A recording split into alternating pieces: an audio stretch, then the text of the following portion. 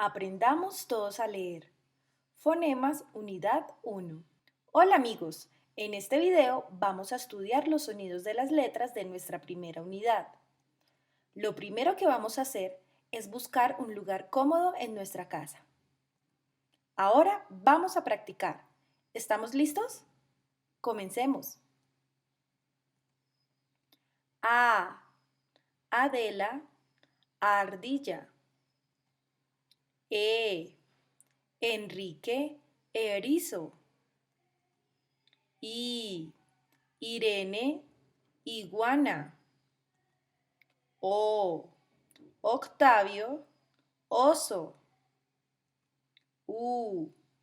Úrsula, urraca.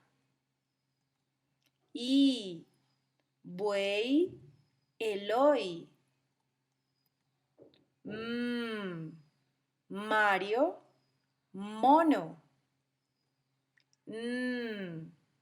Nancy, nutria. Sara, serpiente. Muy bien, ahora vamos a unir sonidos para leer una palabra.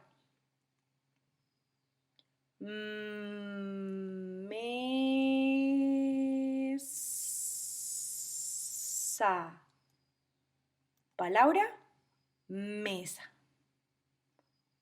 Muy bien, buen trabajo. Nos vemos en el próximo video.